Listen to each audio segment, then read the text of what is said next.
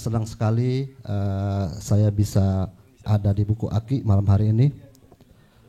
Sebab buku lebih berharga ketimbang batu aki. Ya gitu ya. Oke teman-teman, malam hari ini kita akan ngobrol-ngobrol dengan Mas Seno Gumira Aji Dharma terkait novel Para Pelacur dalam Perahu. Di sini ditulis sebuah roman.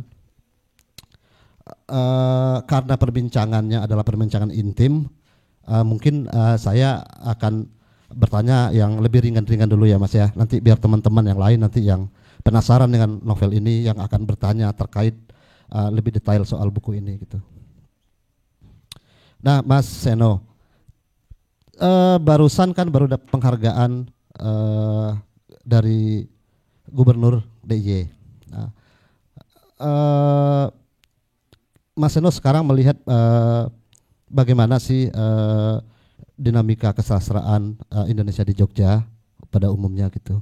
Untuk pembincangan ini ya, pemantik dulu ya teman-teman ya. Saya sebetulnya nggak terlalu tahu kan dari dalam ya. Tapi lihat aja berapa toko buku yang tumbuh dari komunitas gitu kan nggak kayak tuh Gramedia kan.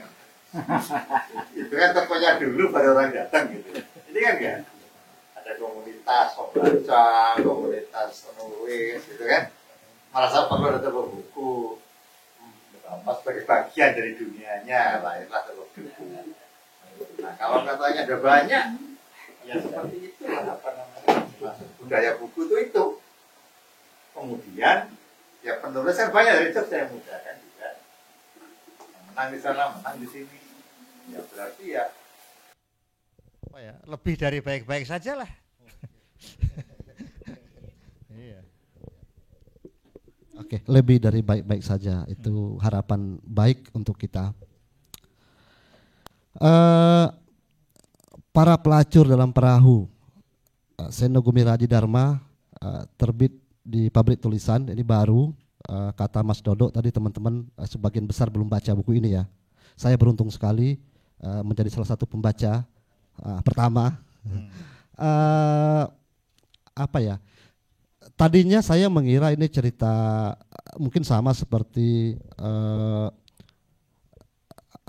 Senja dan Kabut, Negeri Kabut, Imaji-Imaji gitu. Tapi ternyata lebih dari itu gitu. Ada semacam pesan yang ingin disampaikan oleh penulis dalam buku ini gitu, lewat para perempuan di dalam perahu yang melayari sungai-sungai. Saya kira ini sangat tidak sederhana gitu, persoalan yang ingin disampaikan oleh Mas Seno gitu. Nah, kalau boleh tahu Mas, ini panjang kayaknya prosesnya dari 2003 ya, kemudian mau diterbitkan di koran gitu ya, terus kemudian tidak jadi karena ada kata pelacurnya gitu, terus kemudian dilanjutkan lagi di tahun 2018 sampai 2020 gitu. Nah, bisa diceritakan nggak Mas gagasan dari novel ini gitu, tentang tokoh-tokohnya, kemudian apa yang ingin disampaikan dari novel ini? Ya ini pertama kan ini ada prequelnya ya. Jadi ada Naskah Sandiwara itu Tumirah Sang Mucikari gitu. Situsnya itu bayangan saya Aceh tadinya gitu ya, Aceh. Jadi ketika bergulat dengan persoalan itu masih seru Aceh. Nah itu bayangkan ada rumah bordil tengah hutan dan seperti itu cerita Tumirah Sang Mucikari kan gitu. Ada pokoknya bordil ini didatangi oleh gerilyawan maupun tentara pemerintah gitu, gonta-ganti gitu. Kalau ini pergi, ini gantinya terus gitu. Nah endingnya itu memang apa ya, jadi saya bilang sequel itu tidak betul-betul bersambung gitu ya. Tapi saya masuk ke sebelum tamat, nah mereka lari gitu kan. Jadi suatu hari dibakar, larilah mereka dengan perahu gitu. Nah di sini sungainya bukan dari Aceh. Itu pengalaman saya di Kalimantan gitu. Jadi ketika saya ke Kalimantan itu ke pedalaman ya, untuk menuju satu kampung Dayak Kenyah itu perlu 2-3 hari gitu ya. Padahal itu baru kampung yang mereka datang dari asalnya, bukannya asalnya gitu, kampung baru mereka gitu, karena mereka ingin mencari tempat yang bisa dilayari supaya generasinya nggak punah. Ya, kayak Kenyah itu imperiumnya itu di Apokayan ya, yang tadinya itu bagus untuk bertahan gitu, tapi sekarang menjadi terpencil kan gitu. Dan itu harga-harga tempat terpencil dulu itu sangat mahal gitu. Jadi mereka tuh untuk melawan kepunuhan itu melakukan bulak gitu. Bulak itu pergi untuk tidak kembali. Bayangin kalau dengan format tradisi itu kan seperti melawan dunia ini kan gitu. Maka terbelah antara yang merasa harus mempertahankan tanah leluhur sama yang pergi gitu. Nah pergi ini juga belum tahu kemana kan gitu. Pokoknya cari sungai besar gitu. Atau mereka bisa dekat kota supaya anak-anak mereka bisa sekolah dan generasi itu selamat gitu. Itu perjalanan bisa 30 tahun. Berhenti dulu, bikin kampung dulu, berladang dulu gitu. Dan selama perjalanan itu dramanya luar biasa. Bayi lahir, kawin di jalan, orang mati. Kekayaannya itu kan Gucci ya, apa gitu-gitu. Pokoknya kayak inilah, kayak satu kafilah gitu ya. Tapi bukan onta, bukan padang pasir ini. Tapi jalan setapak di hutan itu. Gitu. Nah, kalau pernah ada yang nonton Agire ya, The Road of God itu film Jerman yang Karel Herzog yang main Klaus Kinski itu segitu. Ya, jalan nggak tahu kemana gitu. Nah, dengan mitos-mitos itu saya ketemu dan mengalami, terutama buat saya karena saya orang kota gitu. Hal yang baru ini sungainya. Mau ke mana kok di atas perahu 2-3 hari itu loh. Gitu. Dan itu gemanya itu semua ada di buku itu tuh, soal gema itu. Gemanya kalau kali surut dindingnya tuh curam semua gitu ya. Kalau pasang naik, nah beda lagi ceritanya tuh. Nah gitu ya. Rumah-rumah miring, terapung itu gitu. Nah itu lama saya di situ, dicemplungin sama Sardono tuh di situ. Itu payah juga itu. Jadi dia perlu agent gitu kan untuk menangkap budaya itu. Lombok dia sendiri gitu loh. Saya tinggal di situ gitu. Wah gitu. Tahun berapa itu? Nah, itu saya kira 81 gitu. Kenapa? Wah itu ya. Dan ngawur. Saya pikir itu harus seminggu sekali. Bukan. Seminggu sekali harusnya. Gitu. Saya tiap hari berdenging ini. Salah. Terus ada seniman di Tenggarong bilang, oh iya bisa overdosis itu berdenging. Gitu. Tiap hari gitu kan. Nah situ saya nangkep suasana itu. Ya, sungai itu. Budaya sungai, kehidupan sungai, segala macam itu. Nah itu, jadi 2 setting nih. Aceh untuk konfliknya gitu. Dan Kalimantan untuk perjalanan itu. Cuman saya bikin nggak di Kalimantan, cepat habis. Saya bilang ini sungai yang antar benua lah gitu loh. Bukan di sebuah benua gitu kemana-mana. Jadi harus saya angkat ininya, tempatnya. Tadinya ada, saya buang semua kemudian. Wah ini keterusan masa dari Kalimantan nyebrang ke Sumatera, nggak bisa lah gitu kan. Dengan perahu-perahu sungai itu gitu. Dan dari situ kemana gitu. Nah ini saya bikin sampai Kamboja, sampai kemana gitulah. Jadi ketika orang ini udah nggak bisa komunikasi sama yang lain-lain, ada kan itu. Wah ini Kamboja lah mana. Tapi saya nggak bisa sebut itu. Gitu. Ya, jadi sebuah journey yang betul-betul journey karena nggak tahu kemana dan seterusnya itu. Seperti itu kira-kira. Oke. Karena pola perjalanannya memang imajinatif ya. Tadinya saya berpikir ini memang cerita imajinatif meskipun punya konteks ya. Nah, hanya saja memang dari tokoh-tokohnya itu kan tergambarkan ada siswa STM, lulusan SMP, ada yang mahasiswa gitu. Artinya memang tidak bisa dilepaskan dalam konteks keindonesiaan gitu peristiwanya. Nah, ada alasan apa, Mas? Kenapa seluruh tokoh di dalam cerita ini harus perempuan? Ya karuan loh. itu bordil gitu loh.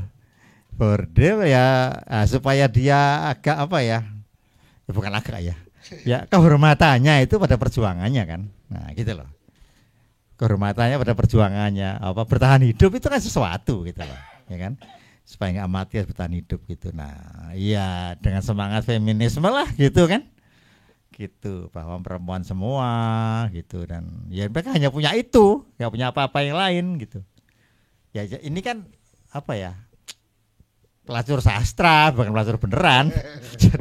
jadi ada sesuatu yang apa ya, bersifat sastra juga gitu. Barangkali orang kok kayak gini pelacur gitu kan, gitu, kok pinter-pinter misalnya gitu kan. Ya apa, itulah bedanya. Kalau dalam sastra pelacur itu eksotik gitu ya. Kalau dalam kehidupan sebenarnya ya lihat sendiri aja gitu. agak berbeda itu ya. Ya, meskipun nasibnya sama ya gitu. Agak berbeda. Itu. Jadi ya kan wajar toh. SMP apa gitu ya. Itu, tapi kan disuruh baca buku gitu kan. Terus ada STM-nya, ada akademi pelayaran, perempuan semua. Ada Kama Sutranya ya, juga. Ya kalau enggak ada sesuatunya lah. Dan saya malas kalau harus realis dalam pengertian ya, sewajarnya kan ada cowoknya, ada ini, capek lah. Sudahlah, ini dibikin apa? Ya itu ya. Kenapa ini antara Mas? Realis dan simbolik dan itu. Yang ini Mas, kenapa tidak konflik antara pemberontak dan tentara gitu? Kenapa menjadi kecil posisinya di sini? Karena itu jadi kayak pemicu saja gitu, pelayaran ini dimulai. Enggak, gitu. itu udah habis di sana. Oh, oke. Di prequelnya. Tumira Sang Mucikari itu benar-benar soal konflik. Oh, oke.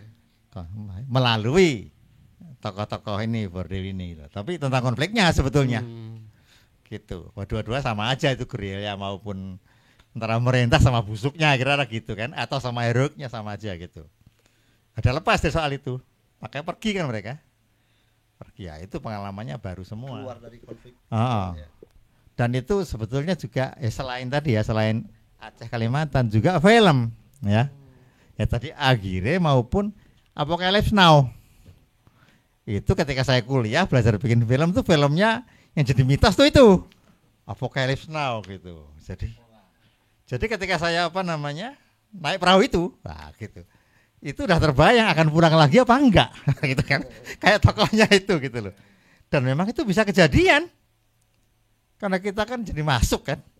Jadi masuk gitu kan, terus tiba-tiba aja merasa hah?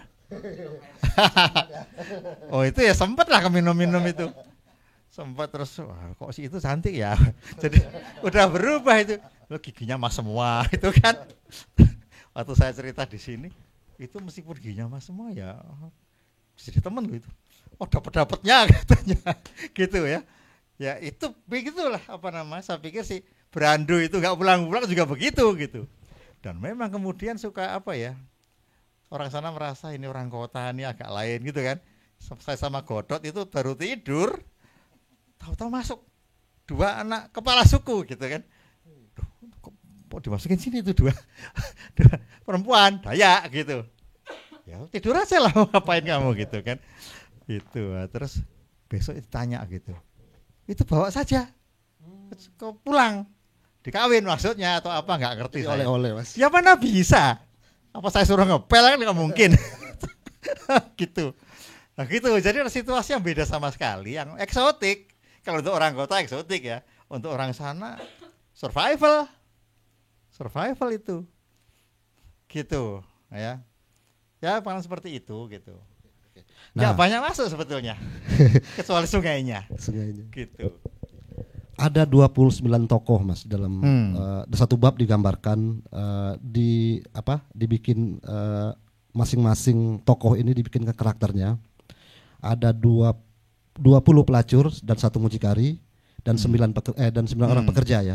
Nah, bagaimana membagi karakter ini Mas untuk novel yang tebalnya tidak terlalu tebal gitu, meskipun tidak terlalu tipis gitu. Tapi 29 orang ini sama-sama punya peran di dalam cerita gitu. Ada yang mati di jalan, ada yang tertinggal dan segala macam gitu. Dan ada lagi orang baru yang masuk gitu. Jadi ada banyak tokoh dan itu hadir dengan posisi tidak hanya sekali lewat gitu, tapi mereka punya peran dalam cerita. Nah, bagaimana membagi karakter ini, Mas? Ya, kalau ngebagi itu artinya ada pengertian sudah selesai di kepala ya. Nah, saya nggak begitu. Ya, pokoknya mulai aja dengan 20 pelacur, gitu kan? Mulai aja gitu. Terus ada 2 jurumudi, 2 apa yang ahli mesin gitu kan, 2 tukang masak, 2 tukang lap-lap, itu 1 kecantikan. Ya mulai aja jalan gitu. Terus diapain ini? Gitu kan? Nah, mulai 1 turun mau kawin, biasa toh. Gitu. Ada yang mati, ada yang apa? Itu belakangan. Itu belakangan. Memang ada plot ya. Ya, itu pun kemudian gitu. Kemudian itu. Tadinya saya kosongin semua tengah, endingnya saya tahu. Kapal itu terbakar, tuh endingnya saya tahu gitu ya. Kayak diburu-buru itulah orang-orang suci itu gitu kan. Itu saya udah tahu itu di belakang. Tapi tengahnya apa?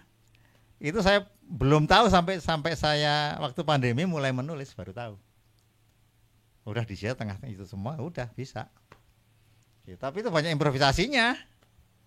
Ketukar-ketukar nggak sih, Mas, karakter itu? Ketukar-ketukar. Nah, kadang-kadang itu. Makanya saya dapat editor jago itu.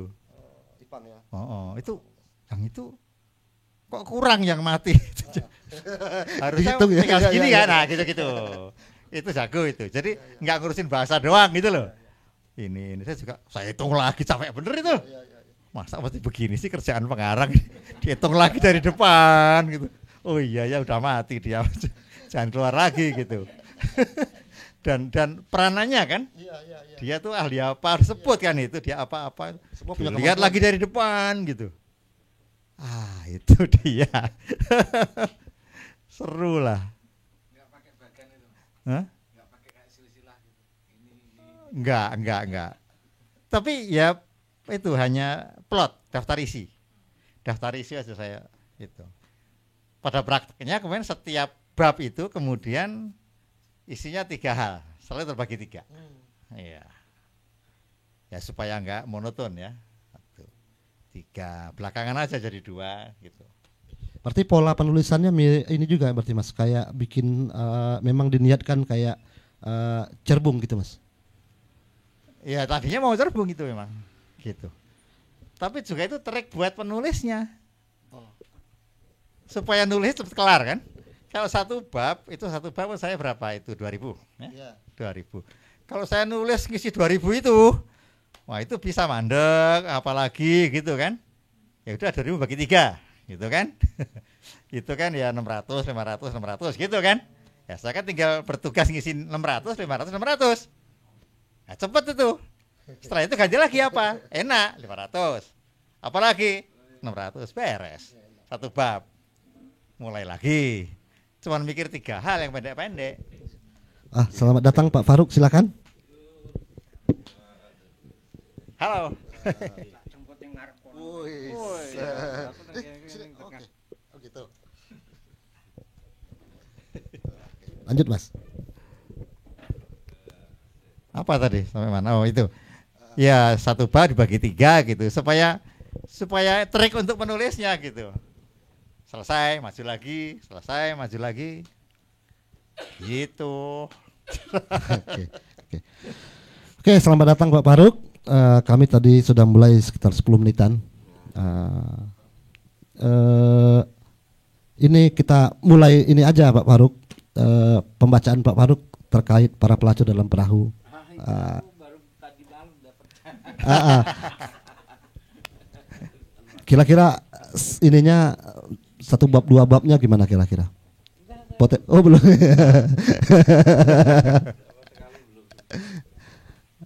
Ini deh, Mas Eno kan baru dapat penghargaan dari gubernur. Nah, Pak Faruk bisa nggak punya bayangan nggak kenapa beliau terpilih dan kenapa harus beliau terpilih dan segala macamnya? Kayaknya seru nih.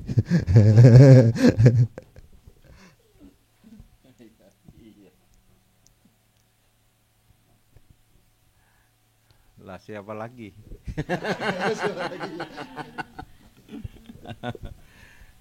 Ya siapa lagi ya? Tak kira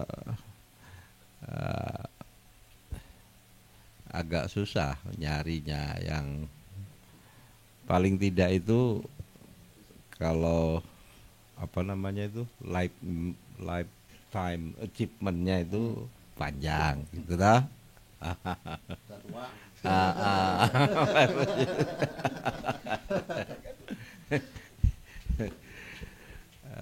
Yang kedua ya tak kira apa ya, eksplorasinya juga banyak ya, eksperimentasi kemana-mana gitu ya.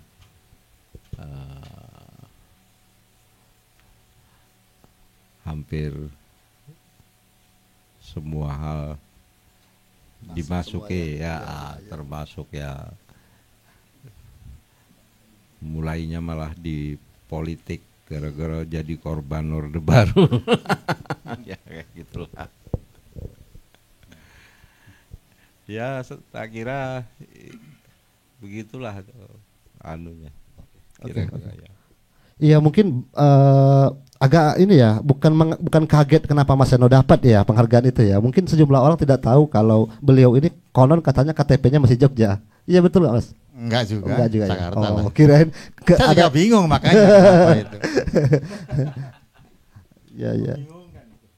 Ya tapi mungkin kan besar di Jogja kan Mas. Sebagai bagaimanapun posisi Mas Seno secara biografis kan Jogja punya peran begitu mungkin ya. Untuk dapat, dan itu perlu prestasi penting untuk Jogja juga gitu. Bagaimana seorang Seno tumbuh dan besar di Jogja, kemudian di dalam karyanya juga banyak bicara soal Jogja, terutama kalau saya Jogja soal Petrus terutama ada banyak ya. Dan kemudian ada beberapa cerita tentang tempat-tempat tertentu dan kenangan-kenangan masa lalu gitu dalam karya-karya Mas Seno yang terkait dengan Jogja gitu. Kalau Pak Faruk secara umum gimana Pak melihat karya-karya Mas Seno?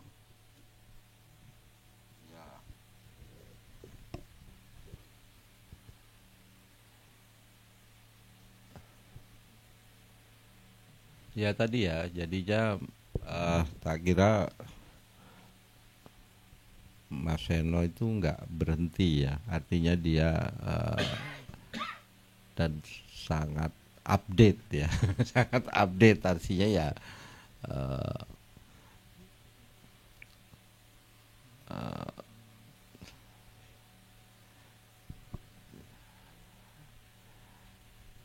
Ya saya kira yaitu yang paling penting itu ya memang tantangan estetik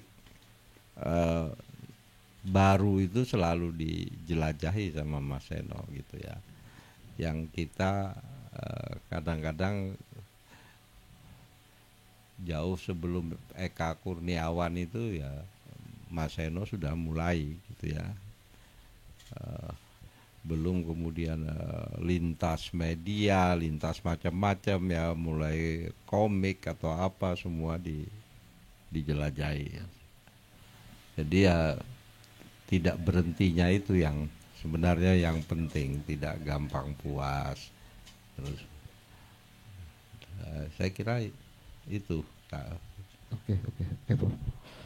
Jadi seluruh ruang kebudayaan ini sudah dimasuki oleh Mas Seno ya. Mulai dari ada juga puisi dulu ya, awal-awal Mirasato. Saya tahu itu. Ada beberapa kumpulan puisi juga ya Mas ya? 1 atau 2 gitu. Ya sepertinya. Ada Mirasato. Saya pikir itu bisa dilupakan gitu loh. Tapi disebut terus. Pabrik puisi gue dulu. Oke. Sebelum ke teman-teman ya. Kenapa akhirnya terbit di pabrik tulisan? Nah, iya, kenapa ini? Ya sebetulnya itu nama penerbitnya saya. Yang punya dia. Dahulu kala. Jadi Indian itu saya udah mulai ke zaman SMA. SMA itu gitu kan, orang berkesenian berapa-berapa, saya plus penerbitan gitu. Jadi misalnya buku pertama M. Hainun Najib itu saya nerbitin. Gitu. Dia masih 21 tahun atau 22 itu gitu. Terbit gitu kan, 100 aja. Salah cetak semua gitu. taruh Gunung Agung, Hinhosing, mana lagi tuh? Cuma ada berapa toko dulu? Hinhosing, Gunung Agung, apa ya pakai Yamaha bebek itu, seret, parkir, masukin, mau nggak terima ini? Konsinyasi namanya, kan gitu. Konsinyasi gitu. Itu hanya 2 minggu habis tuh, gitu, ya. Terus ada Sutirman Eka Ardana, itu. Adi M. Masardi, yang begitu kemudian terkenal waktu itu nggak ada yang tahu. Tapi saya pede aja tuh, pede aja, ya dia sih kaget, kok mau dibukukan gitu. Itu lumayan sampai 7 judul lah itu. Tahun berapa itu Mas? 75. Sudah pabrik tulisan namanya. Pabrik tulisan namanya. Pabrik tulisan, terus terakhir itu kumpulan esai yang namanya Pesta Tulisan gitu. Campur aduk. Itu terus ada si Toros Mirendra, saya minta ada 2 puisi. Landung 2 puisi gitu kan. Tulisan sepak bola juga ada, masuk gitu. Itu, Halim. Ya. Halim itu kalau bold dulu digaris. Kan harus ngetik toh. Digaris gitu. Di situ juga digaris. Enggak ada bold. Gitu. Seru lah itu. Terus saya justru itu. Nah, ini saya ceritain ini gitu. Surplus juga Mas. Jadi yang pertama buku saya, malu-maluin toh. Buku penerbitnya. Judulnya serem, Granat dan Dinamit. Wah, gitu kan. Saya dengan seorang penyair lain tuh. Aji Sudarmaji Muhsin namanya. Gitu. Wah, direview oleh siapa? Kori Leon Ramban. Dia kan apa-apa ditulis. Dan zaman dulu tidak ada gaya lain selain membantai. Gitu. Dan itu meskipun buku jelek, pengantarnya Dik Hartoko. Gitu. Jadi waktu Mbak nulis rilis, inilah buku pertama Jogja HVS. Terus gini, pengantarnya juga HVS katanya. Romo Dik Hartoko, ini menghina ini udah. Oke. Nah kalau si Kori begini, Granat dan Dinamit, jeresannya gitu ya, ledakannya lebih kecil dari jeresan kembang api korek api gitu. Wah, bayangin pertama kali bikin buku, pertama kali direview kayak gitu tuh. Iya, tapi kemudian Kori kalau ketemu saya seperti malu. Enggak, ya dia sudah terbalas dengan sendirinya. Kori Laun Rampan. Nah seperti itu. Ya itu. Tapi yang kedua, dipuji-puji ya Mas Badi. Mas Badi masih seorang asisten dosen. Meskipun umurnya sudah 37 tahun. Loh ya. Nih muridnya nih. Gitu dulu Nyeniman. Nah itu saya ditulis panjang lebar. Gitu. Top pokoknya. Itu buku utuh. Judulnya serem. Mati, mati, mati. Wah. Mira satu kayaknya. Itu ditulis semangat. Di apa? Majalah Semangat. Di foto ada Marzuki yang motret. Kan? Jago. Wah top berat lah. Guru-guru saya marah. Ini orang bolos terus. Loh itu murid kita tuh bolos terus orang ini. Wah dihajar terus tuh. Jangan sok ya. Gak bahagia juga ternyata gitu. Seperti itu awalnya gitu. Nah kemudian baru semua yang lain. MH gitu kan. Linus. Aduh cerewetnya Linus itu. 1 huruf aja keliru. Panjang suratnya. Rupa-rupanya sudah menjadi tradisi ya. Salah cetak dalam penerbitan kita. Panjang suratnya itu. 20 halaman juga ada itu. Dia ngerti kan gayanya Linus kan. Panjang tuh Linus. Langit Kelabu. Bagus banget. Tapi gak pernah diakui oleh Linus. Ya, selalu Langit Kelabu terbitan mana. Gak pernah harus tulisan gitu. Gak apa-apa. Itu. Seperti itu. Ya monggo. Berarti Pak Faruk dengan Mas Seno di Jogja pernah ini nggak beririsan sih beririsan nggak di Jogja waktu kuliah di Jogja? Udah nggak sempat ya? Kuliah pindah ya? Saya lihat Anda bimbingan sama Mas Bakdi itu, gitu kan? Ya saya di pinggir kan, saya SMA, pinggir dia mahasiswa gitu kan. Nanya terus ya, debat terus. Sampai Mas Bakdi perlu bilang sekarang sudah malam. Maaf ya sekarang sudah malam. Nah, terus sudah, itu siapa sih? Itu Faruk. Oh itu. Produktif sekali di KR soalnya. Oh, sudah menulis, Pak Faruk sudah menulis ya? Esai banyak sekali. Gitu. Oh itu. Terus Mas Bakdi ya itu. Gitu. Gitu kehidupan dulu itu. Ya. Nah, Pak Faruk bisa menambahkan bagaimana situasi di tahun-tahun itu? Buat menambahkan biar rame lah orang bantai-bantaian loh. Wow, saya baru datang itu perang MH karo Warno. Itu juga rame. Yang April Mop itu kan? Tahu semua enggak? Oh.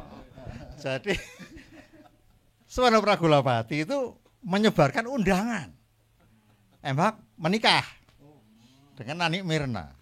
Nani Mirna ini kayak apa ya, primadonanya seni rupa baru waktu itu. Itu semua datang ke restoran depan tugu, restoran Minang pertama di Jogja, ya, Wina namanya. Yang model kayak sekarang tuh gede gitu Wina. Semua ke situ, ya nggak ada apa-apa. Wah, yang datang itu redaktur apa, orang-orang terhormat itu. Wah ngamuk. Kayak Mas Teguh Ranu Sastra Asmara itu nulis di, ada orang gila namanya Suwarno Pragulapati. Itu yang baik malah emang gitu. Itu dia nggak marah gitu. Ya Suwarno udah marah Suwarno. Itu kayak dulu begitu. Itu apa yang mau, tapi ya nggak sampai gitu toh.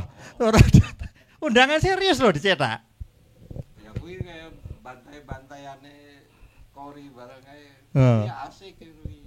Kori juga di Jogja waktu itu ya.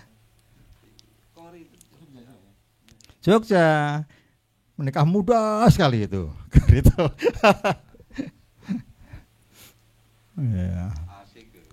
Saiki ora bakal kuat memang hadapi kayak Terus dia kan di Jakarta, pindah Jakarta, bikin puisi Kori itu, gitu kan. Apa kabar Jogja? Masih saja Linus dan MH, gitu kan. Terus sambungannya, bayi-bayi tumbuh di hutan larangan, gitu kan. Nah, orang bilang itu kamu tuh.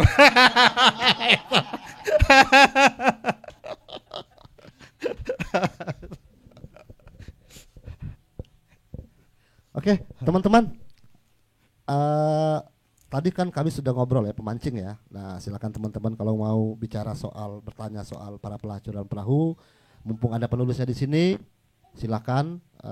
Mungkin ada yang memberikan pendapat atau bertanya dan lain sebagainya. Dipersilahkan. Dua orang saja dulu. Belum ada? Atau belum baca? Atau ini Mas, yang 1 bab 2 bab yang sudah dibaca? Mungkin mau share? Karena ya baru 2 bab. Iya. Nah, karena memang akan mengagetkan. Awal ya tadi itu saya cerita ya, awalnya tentang pemberontakan, tentang perang ya. Tapi nanti di ujung juga perang yang berbeda gitu. Nah, tadi Mas Eno bilang sudah tahu endingnya sudah ditebak gitu. Nah, kenapa memilih itu? Apakah di tahun 2003 ketika penulisan awal ini soal kaum bersurban ini memang sudah ramai juga, Mas? Sepertinya sih udah itu. Mulailah gitu. Makanya saya tertarik kan gitu. Mulai. Kalau sekarang mungkin nggak, malas nulisnya, udah bosen gitu. Tapi itu kelihatan kok 4 bab pertama itu gaya nulisnya beda banget sama yang 5.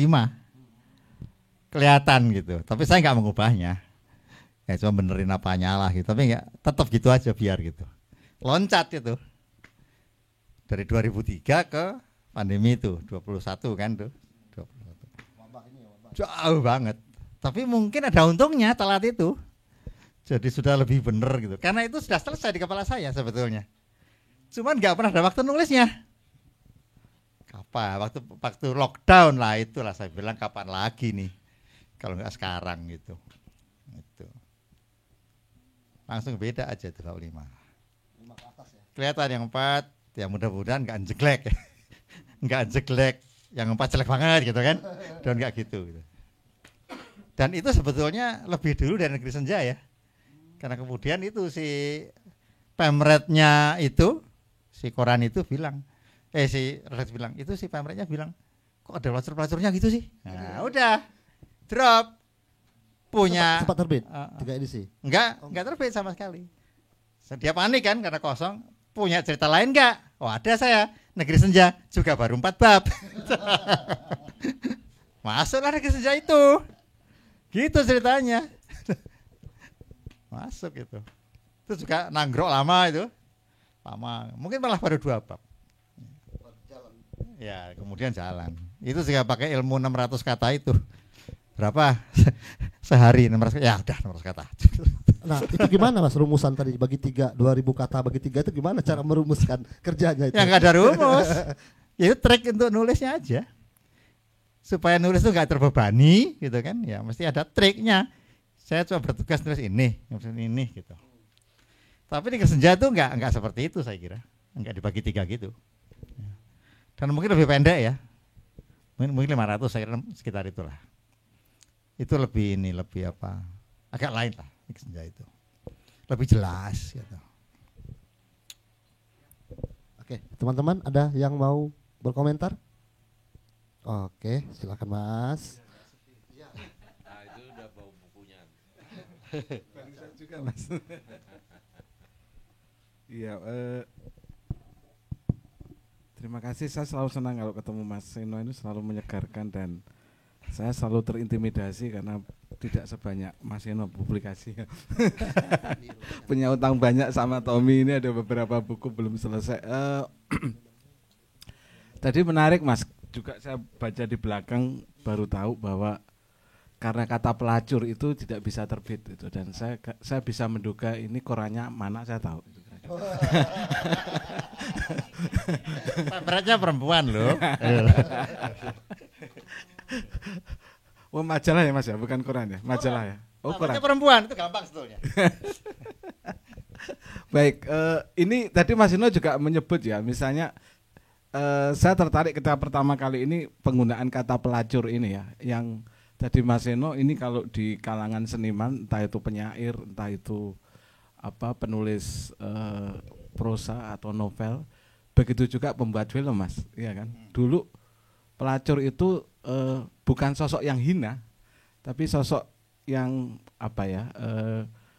disimbolkan dengan kemurnian, kemurnian moral gitu lah kira-kira. Dan mereka kenapa melakukan ini kan kalau dibaca anak sekarang ini politically incorrect Mas, harusnya pekerja seks dalam perahu, nggak boleh pakai kata pelacur.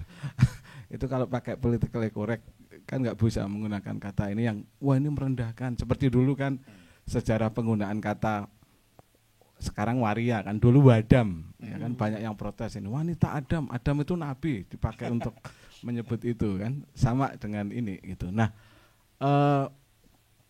saya kira ini ada politik bahasa juga kan di sini. Saya kira Mas Eno pasti dengan sengaja, dan Mas Eno juga pasti tahu gitu loh istilah yang tepat gitu. Itu juga masalah juga di persoalan disabilitas kan, penggunaan antara apakah ini different ability atau disability ya, itu kan ini kan juga perkara-perkara yang seperti itu ya. Saya nggak tahu mungkin respon teman-teman feminis melihat ini akan seperti apa itu. Seperti juga novelnya Afing Yusuf Anto Parianom kan juga, wah ini misogini sekali, ini perempuan hanya objek seksual gini-gini.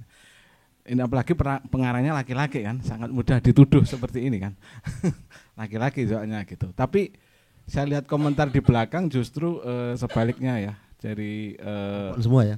Ya, perempuan semua, dan menganggap bahwa ini semacam suara pemberdayaan gitu.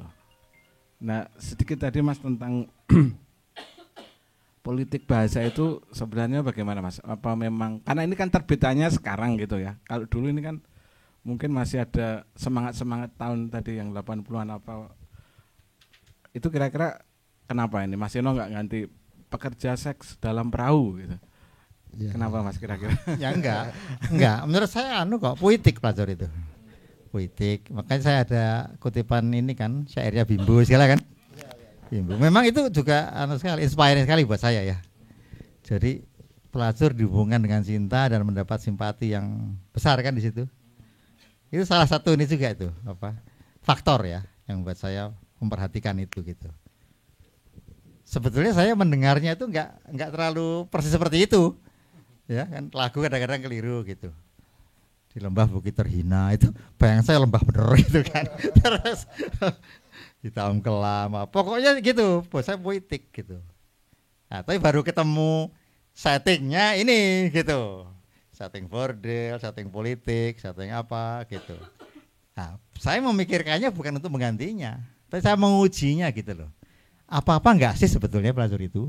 Gitu, saya juga nggak mau saya apa namanya itu politically incorrect gitu kan. Gitu. Tapi kan pekerja seksual itu lebih pengertian fungsional kan? Fungsi gitu. Kalau pelacur itu saya kira puitik. Khairil Anwar make, semua make gitu kan. Saya lupa pakai enggak Khairil Anwar ya, tapi puisi banyak lah. Rendra misalnya kan. Gitu. Rendra banyak gitu. Itu. Jadi saya mengujinya. Saya ngobrol sama seorang feminis. Mungkin yang paling bagus tuh dia pemikirannya gitu. Enggak usah dipikirin lah komentar orang. Nah, udah ngomong begitu. Enggak usah dipikirin lah komentar orang. Saya sangat mikir tuh sebetulnya. Sudah pikir lah komentar orang. Ya sudah, feminisnya bilang begitu. Gitu. Saya pikirkan banget. Dari karena etis, apa gitu. Dan banyak yang itu bukan hanya Indonesia kan, Alberto Moravia segala macam kan juga karakter-karakter itu di karakter yang sangat positif gitu. Tapi kalau misalnya tadi apakah nanti ada ini juga nggak Mas merasa misalnya ini kok mengeksotisasi penderitaan kan pelacur itu ya realnya menderita gitu, kepaksa harus menjual tubuhnya tidak dengan kesenangan kan, maksudnya karena cari uang gitu. Kalau boleh memilih pekerjaan lain dia belum tentu juga, ada juga yang memang pilihan sendiri sadar gitu. Tapi kan ada yang kepaksa dijual keluarganya, diculik nggak tahu kan bisa gitu ya. Itu ada kekhawatiran itu nggak Mas enggak ya atau gimana? Enggak terlalu karena pelacur di sini beda. Mereka niat segala macam lah gitu. Beda ya bergulat lah mereka dengan ini, dengan persoalannya gitu. Dan nasib buruknya juga ada di situ adegan trafficking itu yang mati dalam mobil box itu. Ada itu separuh mati di situ gitu. Tapi ya gitu, ini kan pelacur sastra gitu kan. Saya mesti bisa main. Tuduhan itu bisa ada. Iya. Meromantisasi dan mengeksotisasi pelacur yang itu tadi. Pelacur menderita. Ya. Pelacur itu. Iya. Paksa. Apa gitu. Nah, kalau sastra Pantura itu si Kedung siapa itu semua. Itu pelacurnya bahagia semua loh. Iya kan? Iya. Saya baca ini gerakan dari bawah ini. Sastra Pantura ini gitu. Itu pelacurnya bahagia semua, pede-pede semua. Gitu. Saya pengen nulis juga itu soal itu. Itu bentuk yang lain ya. Iya. Di saya itu kayak saya pengen ya kalau berbahasa apa ya jadi menjadi eksotik jadinya. Siapa boleh buat itu. Tapi kalau yang anak-anak itu wah hot banget itu. Realis, bener-bener realis. Sampai kaget-kaget saya bacanya itu. Ya ini beda ya, ini main lah. Ya kan masih pura-puranya masih pengen dibilang sastrawan. Jadi ya apa sih pertaruhannya? Bahasa bahasa gitu. Ya gitu. Meskipun saya nggak suka kata sastrawan itu ya gitu. Tapi kalau mintanya bahasa ya gitu loh. Nah, tapi kan ya udah melebur ya. Antara gagasan, bahasa politiknya semua udah. Kemudian saya lupakan itu. Pokoknya sambung terus jadi ya kayak apa nggak tahu gitu. Gitu. Itu yang kedua Mas ini Mas, sebelum yang lain ya. Untuk mancing yang lain juga. Saya baru yang di bab 2 itu ketika saya baca, saya masih meraba ini settingnya kira-kira periodenya kapan gitu. Karena kan kalau kita lihat ini kan Mas Seno Sama itu Mas, sama kita. pendekatannya realis banget. Karena saya menemukan dua kata ini loh Mas di alinea pertama ini. Oke, ada botol bumbu, minyak goreng, tapi tabung gas, air mineral. Nah, ini saya langsung, itu kenapa Mas? Masuk di, maksudnya Ya sudah ada tuh air mineral. enggak, maksudnya ini tahun bayangannya masuk. Ya tahun yang sama. Oh. Saya nulisnya 2003 kan. Nah, itu Oh, ternyata ini. Ya, Oh, ya, oke ya. oke oke oke oke oke. Tapi kemudian ketika menyambung, Heeh. saya bingung. Kisahnya yang imajinatif ya. Dia belum ada HP, gitu kan? Iya. Gitu. Itu saya lepas. Oh, ini awalnya. 2003 ya. Saya lepas. Nah, saya masukkan si tokoh ngerti elektronik ini untuk pembenaran semua hal Iya yang canggih itu. Gitu. Jadi, saya mundur lagi tuh. Jadi tempat mereka mampir itu mereka semua beli HP gitu, supaya unsur ini masuk. Gitu. Jadi ketika mereka lewat kota cahaya itu tiba-tiba nyala semua kan, ada sinyal gitu. Kayak Las Vegas sebetulnya. Ada sinyal semua gitu. Dengan sinyal ini mereka tahu nasib teman-temannya dari YouTube lah, dari apa ada di situ kan. Gitu. Meskipun harus diterjemahkan oleh satu orang yang bisa baca yang apa itu gitu, yang bisa Inggris maksudnya, tapi saya nggak sebut Inggris juga gitu, yang bisa terjemahin nasib ini gitu. Seperti itu saya ambang kan gitu. Tapi kalau dikeduk ya jelas, oh ini maksudnya misalnya bis, ini maksudnya apalah gitu, iklan ya, gitu. Oke, ada yang lain? Yang lain silakan. Mumpung masih jam 8:30. Sampai jam berapa, Mas? 10? 11? Sampai pagi? Oh, sampai capek. Ada lagi? Belum ada? Nah, dengan tokoh perempuan yang kuat-kuat semua ini, Mas, kenapa dia harus terbakar habis di bagian akhir? Masa dibilang semua ya? Iya, yang masih tersisa maksudnya. Enggak, saya mau apa ya? Ya memperlihatkan bagaimana orang yang mengaku suci itulah yang menghabiskan ini semua gitu. Jadi ini sebetulnya saya ini menantang kesucian itu loh. Coba suci yang mana? Pelacur-pelacur ini atau yang mengaku suci itu? Itu sebetulnya gitu.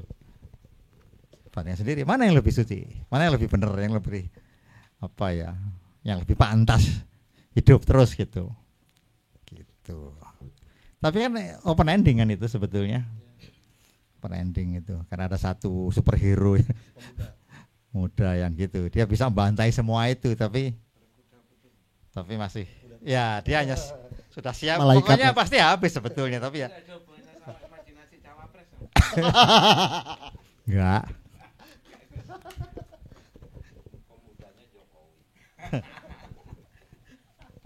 Oh itu masih belum akil balik kok itu.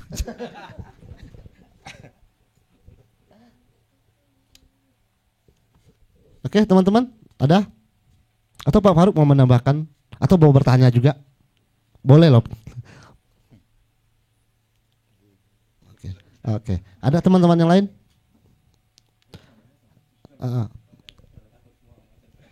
Takut sama siapa? Aduh, jangan takut dong.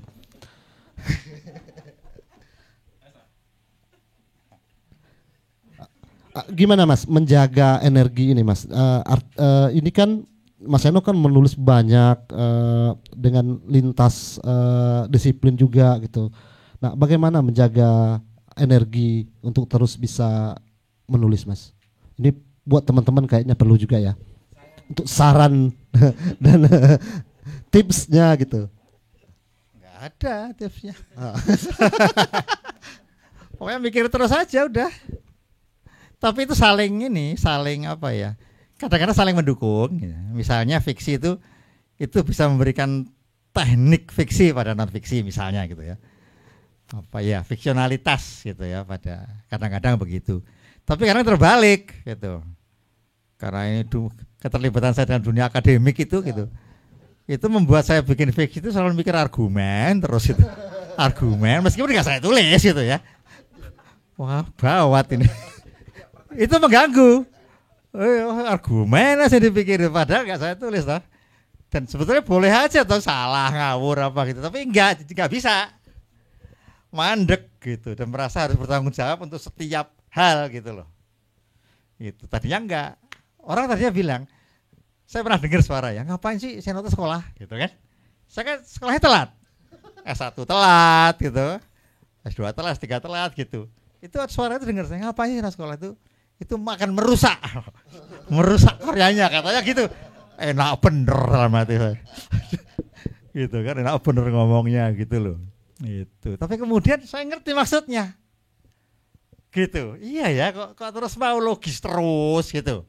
Gitu. Terus kok mau ini menyediakan jawaban-jawaban di sana sini untuk argumen gitu. Itu rada-rada menghambat. Setengah bebas gitu. Nah, barangkali saya harus berjuang untuk masuk ke situ. Nah, sebetulnya ketika saya mulai nulis enggak sih apa? Itu saya sering merasa tidak menulis, padahal nulis terus. Ya, Naga Bumi misalnya kan nulis terus.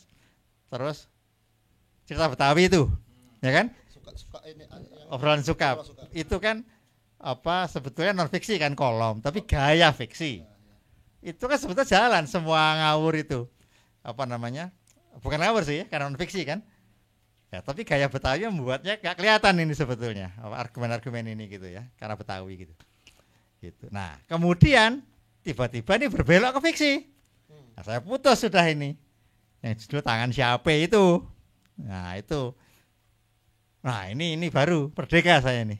Merdeka untuk menggunakan semua kata yang tidak pernah dipakai. Semua kata gaul, kata Betawi, urban gaul, yang orang Betawi aja marah kalau saya pakai itu barangkali gitu ya. Itu bukan Betawi asli, biasa itu. Gitu. Jadi sunyi bener itu. Orang Betawi nggak mengakui, gitu kan? Yang orang urban ya ngapain saya harus baca Betawi ini, gitu loh, gitu. Terus kenapa berhenti menulis kolom itu, Mas?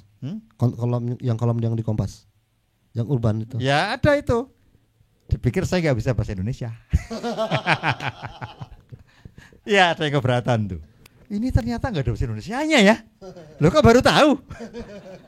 Sudah 30 sekian, hampir 50 sekian gitu. Itu kok baru tahu. Tapi waktu itu sensitif isunya. Sensitif soal Ahok kali gitu kan. Gitu. Kan itu dibaca 5 kali gitu-gitu. Gitu. Ya, goodbye. Tapi saya terusin kan di Panas Jurnal. Panas Jurnal. Nah, terputusnya karena saya belok ke fiksi. Fiksi gitu. Sekarang fiksinya sudah selesai. Saya bebaskan diri saya dari Betawi itu.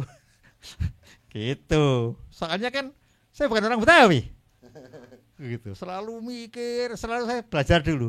Baca Firman Muntako supaya masuk ininya, atmosfernya. Dan apa? Berbekal kamus gitu. Kamus, ada kamus Betawi kan. Udah. Pakai itu. Jadi sebetulnya sangat gak karuan kalau orang ahli Betawi, apalagi ahli Indonesia. Nino Kleden tuh bingung-bingung, ini apa sih ini? Ini Betawi mana sih? Betawi itu kan kampungnya macam-macam gitu. Ini Betawi mana sih? Nggak ada orang Betawi kerja kan. Tahu deh. Ya, tapi pokoknya kan sebagai tulisan. Lancar, orang oke, beres lah. Gitu. Ya nanti baca sendiri.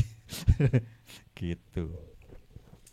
Kalau karakter juga, Mas, ada Sukap Alina ya dalam beberapa prosanya Mas Seno, ada soal kabut dan senja dalam satu periode gitu. Nah, pelacur ini juga pernah hadir di cerpen-cerpen sebelumnya, salah satunya kan Pelajaran Mengarang itu. Kenapa dia baru hadir lagi sekarang? Kata pelacur dan peristiwa tentang itu gitu. Dalam novel ini kenapa harus mereka gitu? Belum tentu juga loh. Iya, misalnya di Naga Bumi itu keluar berapa kali itu. Bordil apa gitu. Terus ya itu gini loh. Ya itu semenjak Bimbo itu. Coba kalian dengerin lagu itu. Itu langsung sikap terhadap pelacur beda banget. Meskipun Bimbonya udah gak pernah nyentuh lagu itu lagi ya. Semenjak Kasih Dahan itu gitu. Gitu. Itu sama. Ya kan nggak tahu ya, di Jogja waktu masih muda itu, masih remaja gitu kan. Itu kan belum banyak seleb seperti sekarang. Gitu. Ya nggak ada dunia itu. dunia itu dia omongan gitu. Nah, di antara omongan itu, ini keluar juga di buku. Itu loh. Nah, ini seorang gitu ya, perempuan panggilan yang saya belum pernah lihat. Tapi cantik sekali loh dia. Gitu. Cantik sekali, terus turunannya ngerat gitu kan. Tahu lah maksud terus apa? Yang terutama gitu, dadanya bertato kupu-kupu. Nah, dongeng-dongeng seperti itu membuat apa prostitut tuh kayak jadi heroin buat saya gitu loh.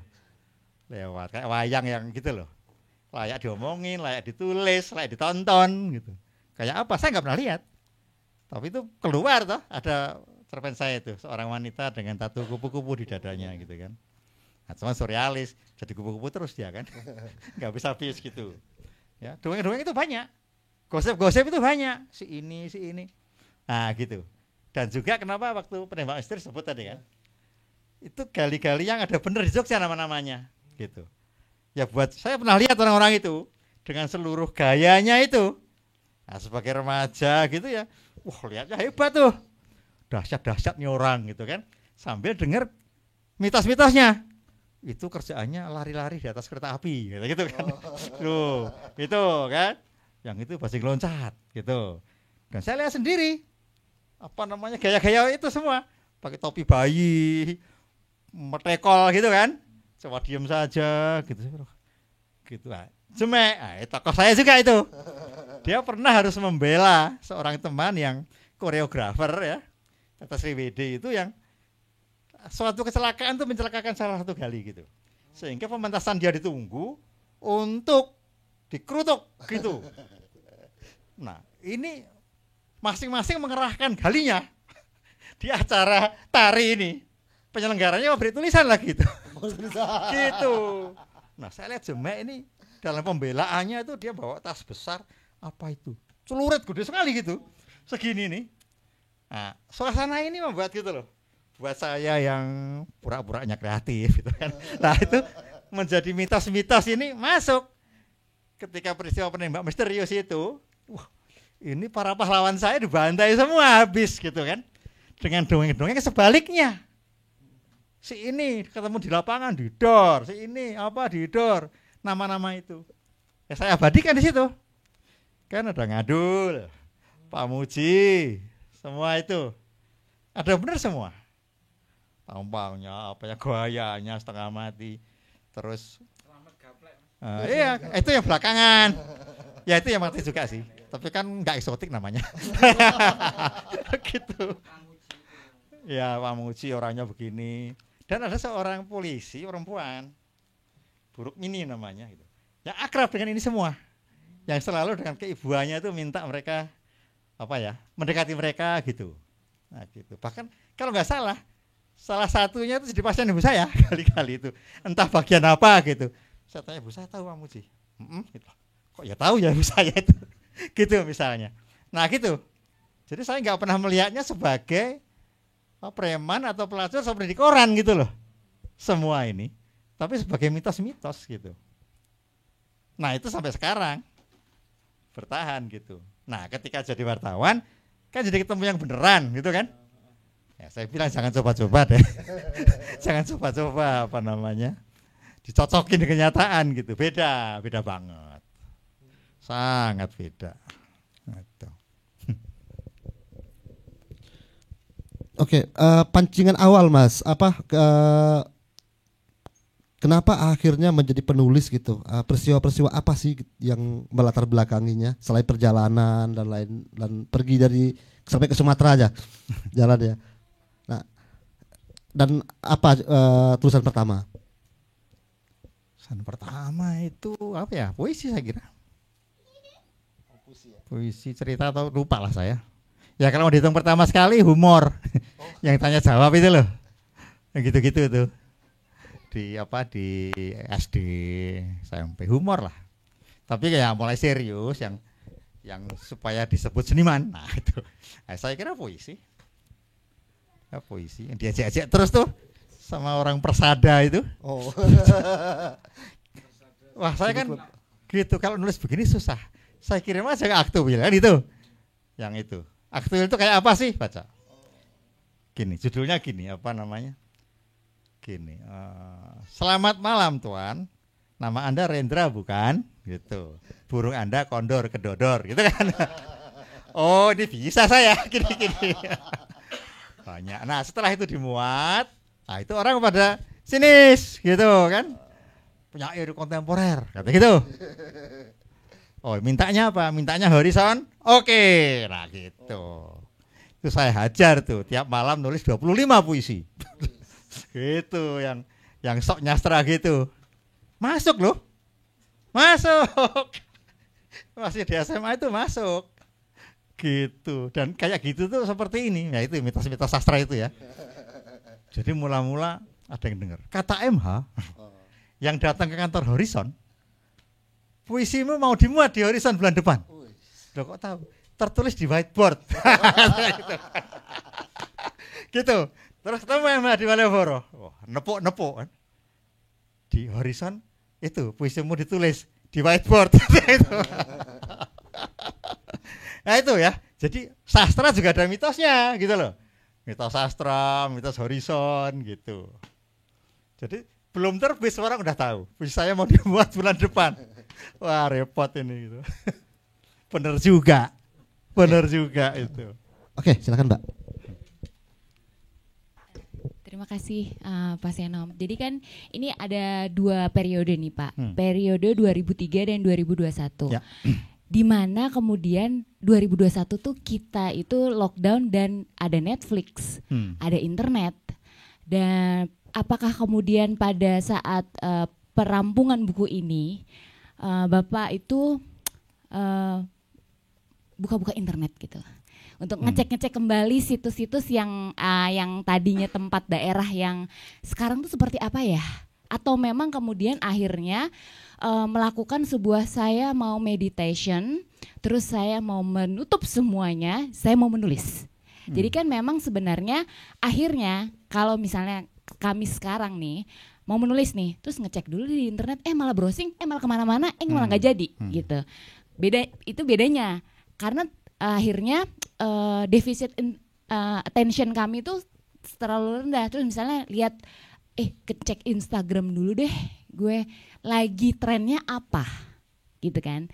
Nah ini kan ada yang kemudian kalau dengar dari Mas Seno cerita adalah tidak mementingkan trennya sedang apa, tapi saya lagi pengen apa, gitu kan.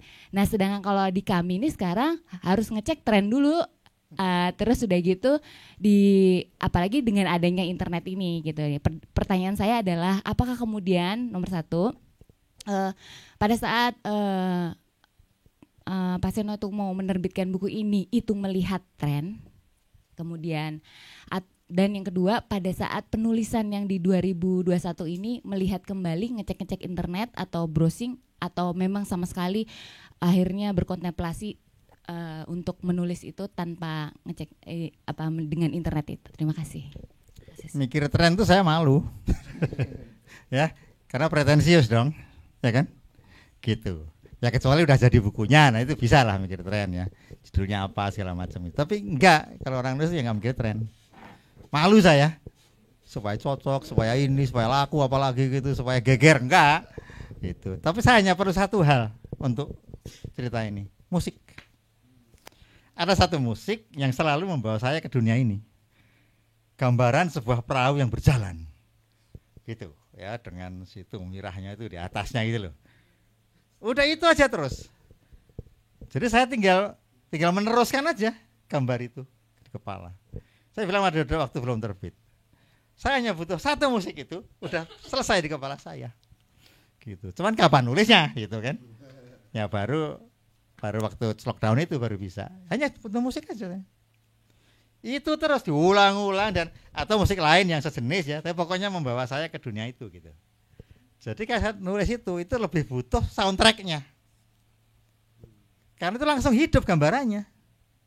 Gelap, malam, kabut, apa itu udah ada semua. Kayak film, kan tinggal nulis. Gampang kan? Putar aja musiknya. Kemudian ya kalau untuk mata kuliah creative writing saya pakai itu. Saya putar musik, kamu semua harus bisa nulis, jam pelajaran selesai sudah jadi. Gitu. Harus masuk ke situ. 16 kali satu semester ya sudah agak lebih pinter toh. Gitu. Gitu. Ya, yang lain-lain PR aja, tapi saat nulis musik itu aja. Nah, itu saya juga begitu. Gitu ya, terus asik itu. Jadinya nulis terus kan. Denger musik terus gitu. Tapi harus yang membawa gitu, bukan memecahkan. Jadi tiba-tiba musiknya lain ya. Yang misalnya ini kan musiknya kayak apa ya istilahnya? Epic ya, ya kayak satu epic gitu. Nah, gitu. Nah, kalau tiba-tiba ini jazz blues berubah. Langsung real gitu loh, langsung enggak, ini harus yang bernyanyi gitu loh, yang kita tuh menyanyi waktu nulis itu. Jadi seperti itu nulisnya. Gitu. Itu, Pak. Enggak. Nah, itu kan bikin berhenti nulis. Nah, browsing nanti, Pak. Ini harus jadi dulu ini. Itu bonus. Bahkan soal itu.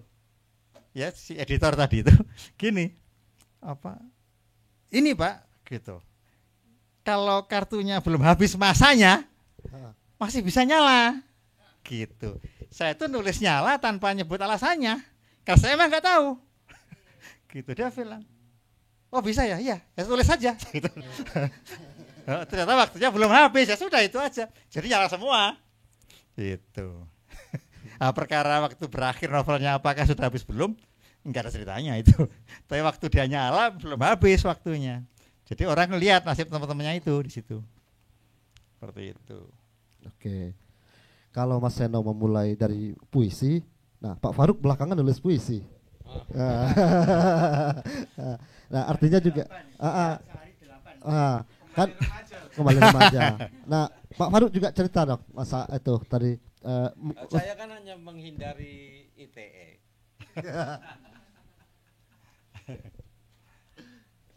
Kan ada 2 buku loh. Dua buku puisi loh. Semuanya itu menghindari ITE. Semuanya. Jadi kalau membayangkan Seno waktu zaman Orde Baru, itu hanya posisinya aja berbeda. Kebalik ya. Ya kebalik. Tapi saya menghindari ITE. Akhirnya jadi puisi. Ya itu semua. Jadi beliau nulis puisi di status Facebook. Semuanya itu menghindari. Tapi jadi terampil sekali, mengubah, mengambangkan, membuat cerita. Jadi sangat terampil, bisa sangat cepat kita bagaimana peristiwa kita kambangkan gitu, dan isinya jadi kebak cerita. Iya. Tapi ya bedanya kalau dia Orde Baru, kalau saya ITE. Nah itu aja bedanya. Pak Faruk kalau ini ini di awal apakah dulu dari Kalimantan sudah menulis atau menulis setelah di Jogja? Ya menulis tapi menulis orang Kalimantan SMA itu beda sama orang Jogja gitu. SMA Jogja ya. Iya, SMA Jogja kan beda. Kayak apa? Ya menulis paling majalah dinding kan, nggak ada publikasi, nggak ada apa. Paling majalah dinding, nulis lah majalah dinding. Sampai ke mahasiswa aja menulisnya di majalah dinding. Tapi menulisnya ini juga Prof, selain esai nulis cerpen atau puisi juga nggak di masa-masa itu? Nulis. Berarti ada cerpen-cerpen juga ya? Iya, saya menulis cerpen banyak tuh sebenarnya. Belum terbit ya? Iya, yang misalnya yang di Minggu Pagi itu ada beberapa ya. Warning? Apa ada? Dulu nulis pelacur kayaknya. Ada ya, juga? Ada nulis pelacur diterbitkan di Amanah. Iya. Terbitkan Amanah dan itu 20 halaman. Wih. Novel lah kalau sekarang tuh. Iya. Ameng malam Lebaran Bali, tapi aku mampir dulu neng Doli, ketemu lagi di kereta, gitu kan lah, jadi cerita lah. Bad boy semua ternyata. Jadi cerita lah tahu. Tapi ya itu kelemahan kebanyakan jadi tukang kritik seperti yang dibilang Seno tadi, selalu mencari argumen, selalu mau koheren. Ya, itu tuh agak susah. Susahnya itu jadinya konsep dulu. Kalau sudah konsep dulu itu dunia pengalamannya itu bubar gitu ya. Tapi juga itu bakat-bakatannya. Artinya orang yang memorinya kuat itu dikapak-kapak kayak aja tetap dia memorinya kuat. Lah aku gitu memorinya agak kurang kuat. Jadi istilahnya kalau aku ya, aku itu prosesornya memang yang lebih kuat daripada RAM-nya. Jadi ya kalau diajak debat, diajak apa cepet banget. Tapi kalau diajak ngingat bagaimana peristiwa dapat honor gitu itu banyak sekali cerita lah. Seno itu dua-duanya tapi Emang nggak semua orang usah dua-duanya ya. nggak semua orang dua-duanya. Oke, teman-teman. Masih ada pertanyaan? Ini sudah baru jam 21 loh, baru jam 9 loh. Oke, silakan, Mbak. Selamat malam, Pak Seno, Pak Faruk. Saya Fata. Jujur saya belum banyak membaca buku Bapak, tetapi dan waktu itu tuh belinya tuh nggak sengaja, kayak cap cip cup kembang kuncup gitu, belinya trilogi insiden. Ternyata kok yo terkenal yang nulis gitu. Ya sudah, saya bacanya setelah berapa tahun beli gitu. Nah, itu yang membuat saya terkesan itu mungkin seperti yang sudah dibahas ya, koyo tenanan, gimana bahasa Indonesia, kayak itu tuh saya bisa membayangkan kejadiannya beneran ya kan, Petrus itu, kemudian bagaimana Orde Baru, bagaimana penculikan itu, tetapi apa ya, dikemasnya itu tuh imajinatif gitu ya, yang membuat saya bisa merasa bahwa kejadian-kejadian ini tuh tidak mengerikan tapi yang mengerikan, jadi simbolisnya itu kayak jadi lebih mengerikan dengan indah gitu. Iya, jadi iya mengerikan tapi indah gitu. Dan dari pembaca itu saya membuat mitos di kepala saya, Pak Seno itu menyeramkan gitu, serius gitu dari tulisan-tulisannya gitu kan. Karena yang diangkat itu tuh konflik, perang gitu. Ternyata yang ini juga ya, buku ini gitu. Nah, padahal ternyata orangnya ketika saya pertama kali ini, dan saya belum pernah mencari Bapak di internet juga, itu ternyata bisa menceritakan dengan menurut saya lucu gitu ya, apa tidak menegangkan gitu. Jadi mitos yang saya buat di kepala saya buyar. Nah itu gimana sih Pak, ya itu tadi ya, bisa membuat tadi apa, kejadian-kejadian yang ini sebenarnya ada, tapi kemudian ketika diceritakan itu tuh menjadi indah, imajinatif menurut saya ya gitu, sehingga nggak hanya relate di kehidupan sehari-hari, tetapi juga merangsang imajinasi, ilustrasi di kepala ya, gambaran-gambaran di kepala seperti itu. Dan gimana juga Bapak yang mungkin bagi saya Bapak kayaknya kepalanya penuh terus gitu ya, makanya nulis terus, tapi juga ternyata ketika cerita bisa lucu ini gitu, menarik ini gitu, apa rahasianya. Sama buku tuh kan saya kira wah Pak Seno ini dibagilah rahasianya, serius banget gitu ya Yora. Nah terus sama buku Tumirahnya ini apakah dijual gitu, karena akan menarik ya ketika bisa baca prequelnya juga selain ini. Terima kasih. Oke. Ya bukunya dulu ya. Itu dijual dalam ini, Mengapa Kau Culik Anak Kami. Ya, tapi mungkin udah habis ya. Ya itu ada tiga wah, drama. Mas Dodo gitu. siap-siap. Iya. Pabrik tulisan. Tiga drama itu salah satunya itu Mira itu. Dulu Gitu. ini Galang Press ya. Galang ya, Galang. Nah, tapi soal lucu apa ya nggak tahu, saya juga nggak tahu itu. Saya nggak punya rahasia gitu. Tapi ya susah dong nerangin diri sendiri itu. Gitu. Tapi sebetulnya banyak cerita saya itu semangat humor. Sebetulnya. Ya, Saksi Mata itu kan coba. Itu kalau saya bacakan asal sampai untuk campuran tengkleng itu matanya itu ketawa biasanya semua gitu. Memang humor itu. Humor yang Gitu. gelap gitu ya. Tapi gini, sebagai orang yang senang humor, saya ketemu Nasib Malang terus gitu kan. Jadi serba salah kan. Nasib Malang masa dibikin lucu gitu kan. Gitu. Tapi kan ada kan, black humor kan gitu, black comedy gitu. Mungkin itu yang terjadi. Jadi kadang-kadang orang merasa bersalah gitu. Ketawa tapi kok saya ketawa ya dengan nasib ini gitu. Seperti itu. Tapi sebetulnya gini loh. Menurut saya ya sastra jadi seni. Itu hanya kalau ada ironinya. Kalau enggak ya dia cuma kata-kata aja. Kata-kata aja yang lewat gitu, enggak menyentuh. Ya ada informasi, semua ada di situ.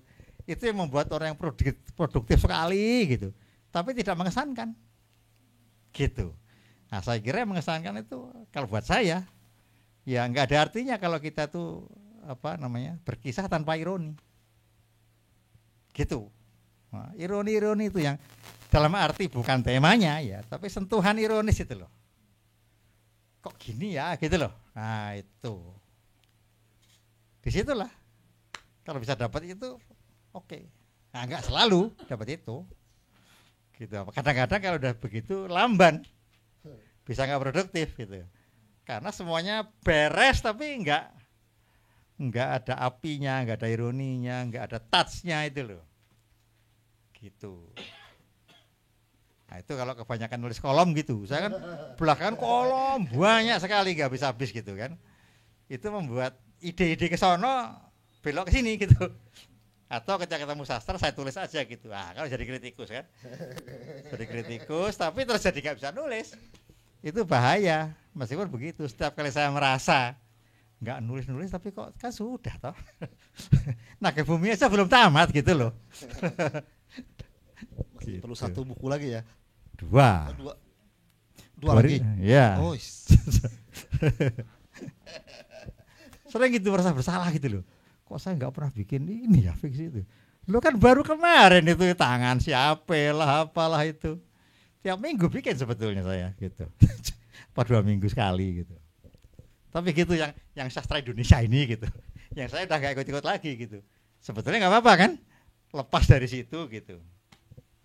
Tapi kan Betawi ini nggak dianggap oleh orang Indonesia. Gitu. Orang Betawi apalagi juga nggak anggap itu. Jadi merasa sunyi di situ tuh. Gitu. Ya. Ada lagi? Ya. Dan itu sengaja, pengemasan itu sengaja agar dibaca banyak orang atau ya memang gaya Gini. atau memang Saya kira ada 2 jenis secara umum ya. Tulisan yang kita tujukan pada orang banyak. Gitu, ya. Sama tulisan yang merupakan persoalan kita sendiri, ini harus keluar gitu. Dan gak peduli orang senang apa enggak. Secara ekstrim itu begitu. Itu. Ya, jadi kalau misal seruling kesunyian gitu, saya gak peduli orang ngerti enggak gitu kan. Gitu. Tapi aku pembunuh Munir, orang harus tahu, harus kena gitu. Harus gitu. Terutama pembunuhnya. Itu. Saya kan sebetulnya ketika nulis Pembunuh Munir itu sudah berubah prinsip saya. Bukan ketika jurnalisme dibuka harus bicara, ketika hukum gitu, tak berdaya gitu loh. Saya harus bicara gitu. Jadi dilolos saya aja yang hukumnya gitu. Gitu. Tapi saya kan kalau dia nyari saya gimana ya? Nah, itu yang berat. Itu yang berat. Jadi konsentrasi saya di situ. Bahwa dia meskipun aku enggak gini ya enggak apa-apa toh. Kalau dia datang misalnya, loh jadi Anda bunuh. Ngaku. Itu berat itu. Berat sampai saya perlu di Australia baru selesai tulisan itu. Nah, itu yang tadi ditanya. itu well informed tuh. Kontras ngirimi terus tuh. Berbuku-buku itu data ini semua, rasionya apa semua itu kontras semua. Anak kontras itu. Jadi beres tuh yang itu.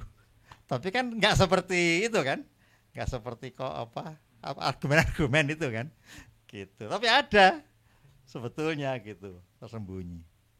Nah itu saya pengen orang tahu. Nah semua cerpen Timur Timur juga gitu. Orang harus tahu ini Timur Timur, tapi orang tidak bisa ngapa-ngapain saya, gitu. Ya.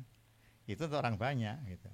Kecuali Sri Kusunyaan itu udah full hanya rasa lah, hanya lebih dari rasa sebetulnya ya. Udah gitu. Nah itu seperti itu jadinya. Makanya penerjemahnya bilang ini paling susah buat saya. Terus waktu pembacaan juga itu yang dapat itu Ayu Laksmi kan.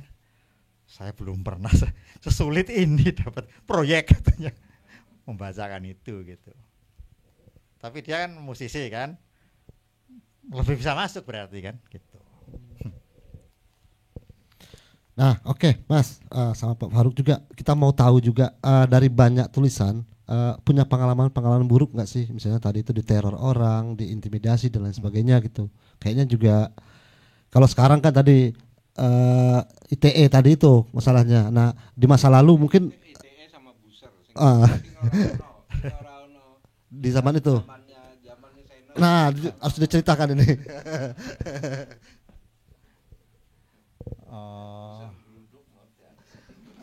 Sebetulnya itu ada ininya, yang pasang badan itu ya Kompas gitu kan. Saya baru tahu belakangan. Sudah reformasi ini FX bilang kita penjurian apa bareng itu. Dulu itu katanya. Itu kita itu dipanggil loh. Sebetulnya dipanggil sih. Orang itu bilang polisi itu. Bukan polisi ya, ABRI lah. Jangan dikira kita nggak tahu loh itu maksudnya katanya. Jangan dikira kita nggak tahu gitu. Gitu, ke saya nggak pernah ada gitu. Tapi ke saya dampaknya ada. Setelah setahun itu mulai susah dimuat. Dimuat. Karena kalau Seno pasti timur-timur gitu. Gitu. Padahal bukan. Ya ceritain ya Jacinta ada lah, pokok semua enggak. Wah, mengembara itu. Cerpen-cerpen itu tolak sini, muat sana gitu kan. Sampai terakhir itu masalah hidup yang muat. Masalah agama kan itu. Itu padahal seperti baru jelas gitu. Itu tapi itu udah mulai jelas di situ. Itu. Pak Faruk punya cerita yang sama nggak? Enggak lah. Ya jangan-jangan sesama seniman kan? Ya, sekarang di kepala saya ya. Di kepala saya Firaun membelah diri. Yang satu kejam, yang satu jadi dia menindas dirinya sendiri. Membelah diri jadi dua. Tapi kalau tapi kalau saya sebut Firaun itu bermasalah. Nanti jatuhnya ke MH terus ke sana gitu kan. Nah, kui urusan penting nah, itulah milih golek cerita liyane meneh gitu. Kayak gitu-gitu urusannya. Kalau sudah mulai bersentuhan dengan soal-soal kayak gitu, itu berat. Jadi aku bisa membayang kayak Seno kayak opo zaman biyen gitu kan. Jangan-jangan sesama ini yang tadi itu yang dikritik ngamuk gitu. Kan ada juga. Ya, makanya itu harus dikembangkan gitu. Oke, teman-teman. Ada yang lain? Yang mau ini mumpung obrolan intim ini. Jarang-jarang loh ada obrolan intim begini. Oke. Nah, kembali ke pertanyaan dari Mas Toto tadi, di yang pertanyaan kedua tadi kan soal kenapa terbit di pabrik tulisan kan Mas Seno udah bikin banyak banget buku, ngapain harus berepot-repot lagi nerbitin sendiri gitu. Satu, yang kedua tadi ketika cerita itu tahun 75 ya, nerbitin 100 eksemplar itu kan kayak heboh gitu di Jogja 100 eksemplar. 2023 pun masih banyak penerbitnya masih. Iya kan, nah ini banyak penerbit juga sini ada penerbit. Kecuali Ya, Warmin lah. oh ya, kita banyak lah. Bagaimana Mas Seno melihat itu fenomena dari 75 selesai Sempar hari ini? Apa jangan-jangan tradisi Jogja itu jangan-jangan gitu. Ya, tapi kan sekarang penerbit indie itu bisa 60. Ya. Iya kan? Bisa 60, mungkin udah lebih. Ya meskipun berapa yang hidup saya nggak tahu saya. Gitu. Bisa 60 penerbit. Itu bisa masuk rekor dunia loh, satu kota. Oh gitu. Oh iya saya tahu itu. Namanya banyak gitu. Enggak, tapi itu ini loh, itu artinya kan budaya gitu ya, budaya bukunya itu kuat. Jadi penerbitan di sini tidak, saya kira bukan ambisi, memang ada ambisi dapat untung banyak itu juga ada gitu. Tapi dengan ini kan dia kan nerbitin buku ekonomi atau buku akuntansi kan, indie-indie ini semua kan politik, filsafat gitu kan, budaya, sastra, 4 itu aja kan gitu. Ya saya kira itu. Jadi ya itulah budaya bukunya itu istimewa Jogja ini. Jadi kalau nyari apa yang istimewa itu sebetulnya budaya bukunya kuat, ya, bukan yang lain-lain, bukan yang tradisi itu menurut saya. Justru yang ini, yang kontemporer ini budaya buku. Ini kan gitu. Wong ini sebetulnya saya ragu kok untungnya gimana? Agak ragu saya gitu loh. Apa jaminan masa depannya itu agak ragu. Saya kan ngalamin lah saya gitu. Toh saya mau mengulangnya juga. Dengan ya itu, ya saya kan berpikir siapa tahu. Siapa tahu 100.000, ya kan? Dan bukan lagi 10% royalti gitu loh. Nah itu, ya siapa tahu. Ya. Sama yang menamani Dodo inilah. Supaya ada temennya. Ya ikutlah, ikut ubyang-ubyung. Kalau boleh di Jogja itu gitu. Kan kalau sekarang kan masalahnya sering oke, banyak penerbit tapi kemudian terbentur dengan lu kok nggak laku-laku ya. Nah, apakah itu terjadi juga zaman dulu gitu? Sama. Tapi sekarang ilmunya lebih banyak kan. Ya misalnya teater koma lah. Kok bisa hidup terus? Ya kan? Itu kan ada ilmu khusus kan, mempertahankan penonton lah, apalah, dan bisa terus hidup gitu. Ya sehidup-hidupnya teater gitu ya. Ya saya kira ilmu itu yang mesti dibina, dibikin gitu loh. Ya kan? Supaya ada pembaca setia segala macam, dan itu dibikin juga saya kira ya. Ada yang bikin tuh. Kalau kami terbitin ini akan beli enggak gitu kan? Seperti itu ya. Nah, jadi apa ya? Kebetulan saya itu ya apa? Di antara ide itu selalu ada ide penerbitan. Mestinya ada buku anu terbit gitu loh.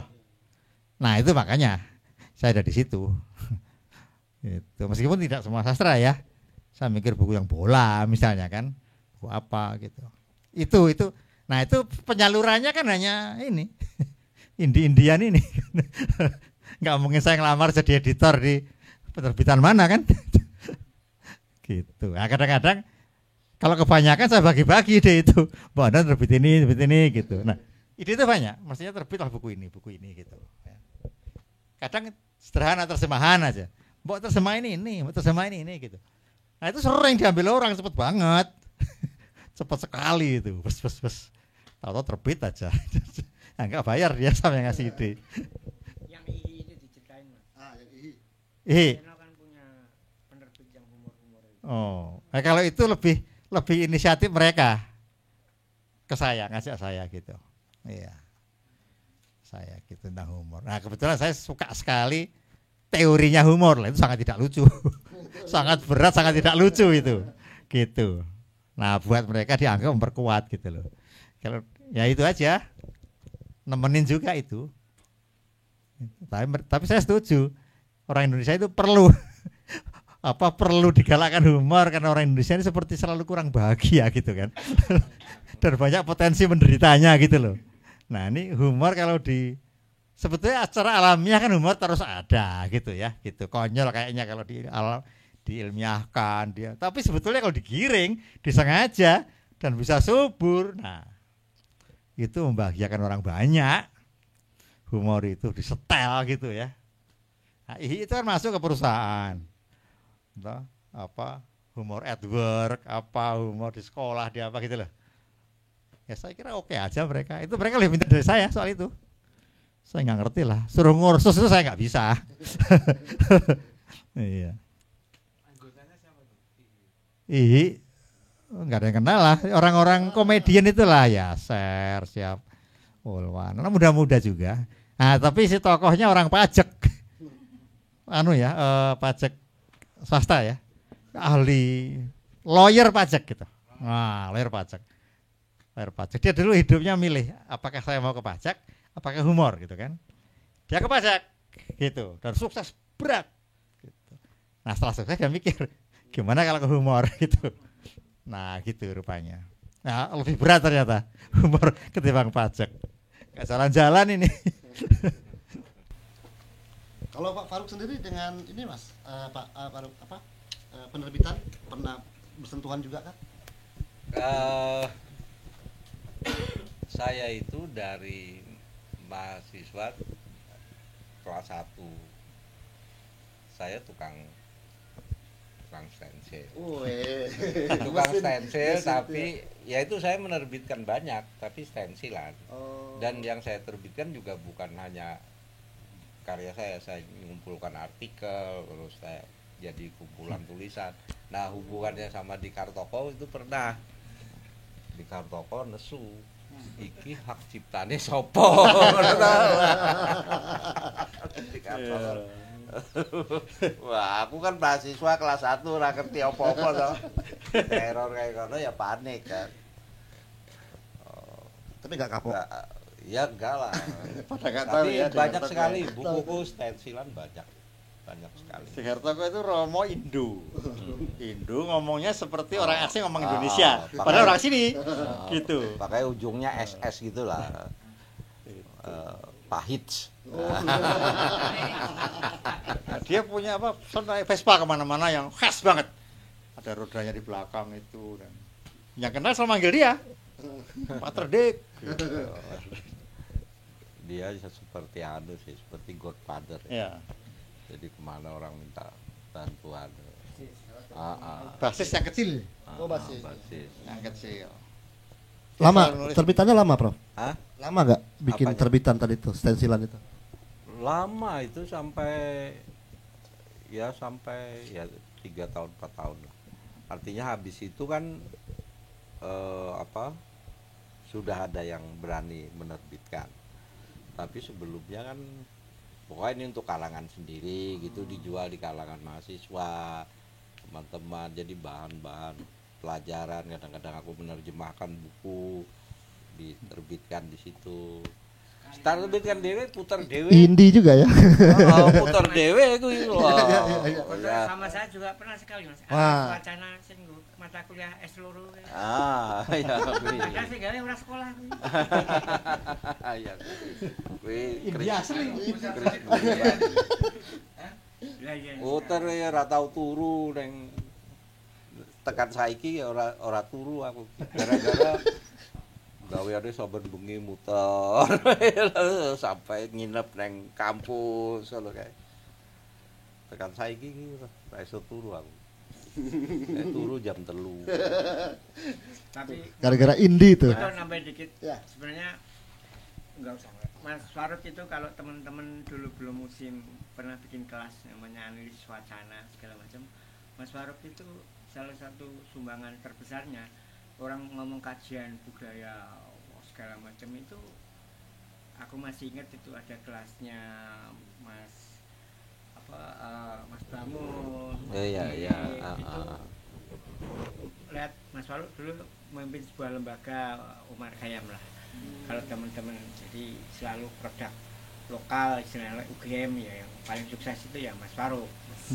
Kalau di dunia penerbitan dulu pernah teman-teman Mas Faruk itu spesialis memberi kata pengantar.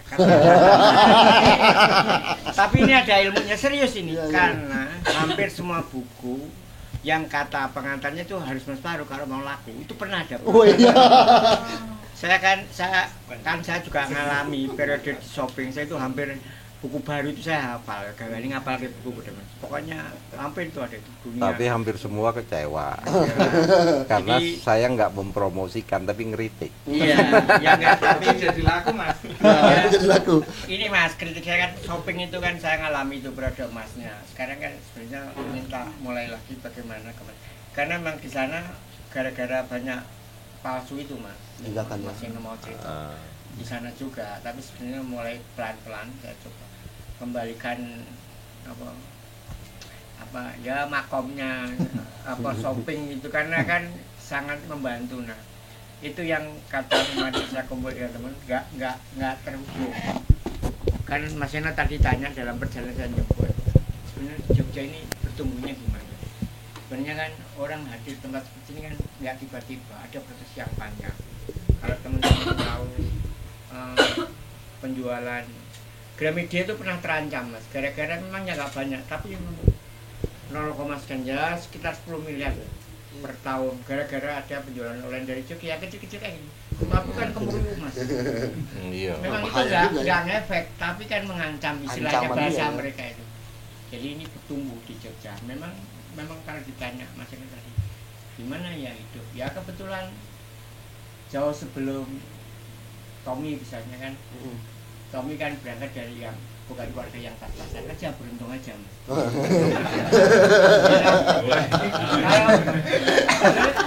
Kalau teman-teman ke Mas Koto, itu luar biasa tempatnya Mas. Sangat eksotis dan sangat membuat orang emosional. Emosional itu Kasihan. Gini Mas, pernah Mas, ya, belum lama ini Mas, saya datang di sebuah diskusi tempatnya mepet, harusnya 40, yang datang itu hampir 200 di tengah sawah sampai Bahrir Mas. Saya udah periode tahun 65 jangan nyoto bikin diskusi kalau aku imajinasikan itu orang katanya kamu 5 menit aja terlambat nggak menerkannya toh kamu beruntung nggak jadi komunis. Katanya itu kan jadi luar biasa Mas, dan saya pikir yang membuat saya kagum sama tempat-tempat itu konsistensinya Mas. Kan miskin nggak miskin tetap aja diskusi gara-gara itu yang membuat dia hidup ya, bukan saya pikir kan yang membuat hidup itu ya karena itu tadi saya cerita Mas Koto itu juga lagi nyiapin beberapa pre-order. Saya bilang dia juga lagi menyiapkan karakter barunya bisa mana. Yang kan gitu. Ya tapi ya 100. Terus Mas Ena nimpali. Udah bagus itu 100. Biasanya penerbit nggak ada yang mau nerbitin kok. Bukan karena nggak bagus, memang orang susah. Orang kan mau baca untuk ngerti kan, orang malah bingung kan ya gimana. Problem saya sudah ketemu Mas, saya kan bagaimana juga dia idola saya juga. Kan orang itu kalau kenal secara personal official orangnya lembut, halus. Kalau nggak kenal itu orangnya halus, tapi memang itu akhirnya dia biaya sendiri. Saya bilang ya karena pernah bikin sing menjadi Indonesia ini. Sing memang Suatu Indonesia. Orang pulau lebaran bingung kok maca tulisan. Kayak gitu Mas, dia ketawa itu Mas. Sing memang sapa Mas, ampun. Yang nerbitin ya temennya juga Tita Ruby namanya. Jadi memang seperti itu. Sekali saya menambah informasinya Mas Elvi. Jadi antara shopping, antara dunia Mas Faruk dengan semuanya itu orang kan, ada kajian orang nggak pernah menarik ke belakang. Sebenarnya ada yang memulai, aku masih inget kiri ngomong Bordu ya kan si Mas, wah intelek itu Mas, awal datang itu kajian budaya itu masih inget itu Mas, itu aku pikir ini juga memulai atasnya giling apa Mas stencil, saya kira itu sih tambahan aja Mas Faruk itu maaf saya nggak ini. Tapi kalau Jogja itu memang tak kira wongnya seneng kumpul. Iya. Itu rame jadi. Tapi enggak, kita beruntung. Mas Faruk ini kan salah satu guru besar. Tidak banyak di Indonesia ilmunya, tapi Mas Faruk juga orang yang paling gampang ditemuin. Saya pikir itu juga teman-teman nyaris di Jogja ya, seperti saya merasa beruntung aja sawaya-waya bisa. Bayangin guru besar, angel kok. Oh, wingit tenan, wingit. Mas Faruk nggak segitunya.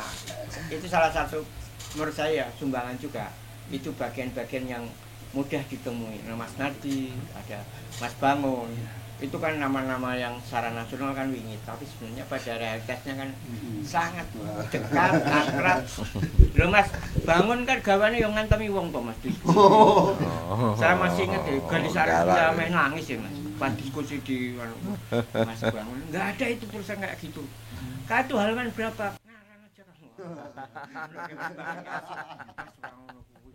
Itu, saya pikir itu mungkin warisan masa lalu yang membantai segala macam. Saya pikir itu yang membuat kekayaan di Jogja ya. Saya kira kita juga beruntung ada orang kayak Mas Faruk. Nah, kalau ada yang 200 kumpul hadir launching, kira-kira payune piro? 8.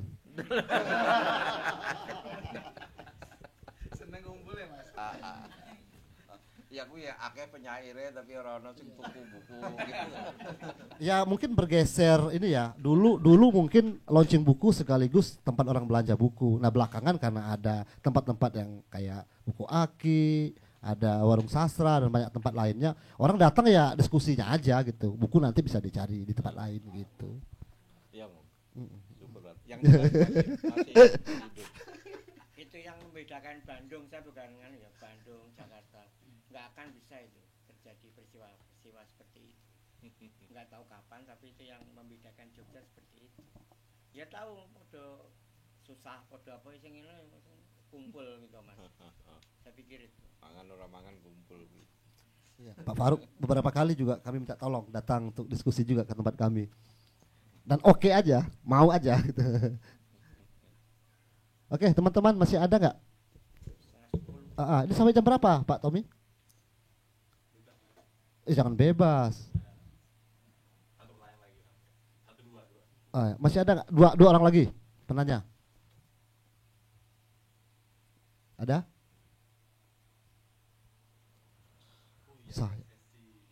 Apa? Ada sesi apa? Oh, sesi tanda tangan ya. Oh, oke. Masih ada nggak yang mau tanda tangan? Siap-siap ya. Ayo. Mumpung ini kita ngobrol-ngobrol intim ini. Sudah ada di sini, sudah ada loh. Tapi yang sekarang yang mau yang basah. Tanda tangan dan foto bareng. Nah, gitu. Ya, oke. Kalau tidak ada, kita cukupkan. Nanti kita bisa ngobrol-ngobrol di luar forum ini. Terima kasih teman-teman sudah hadir pada malam hari ini. Semoga para pelacur dan dalam perahu bisa melewati nasib 100 eksemplar pertamanya di pre-order.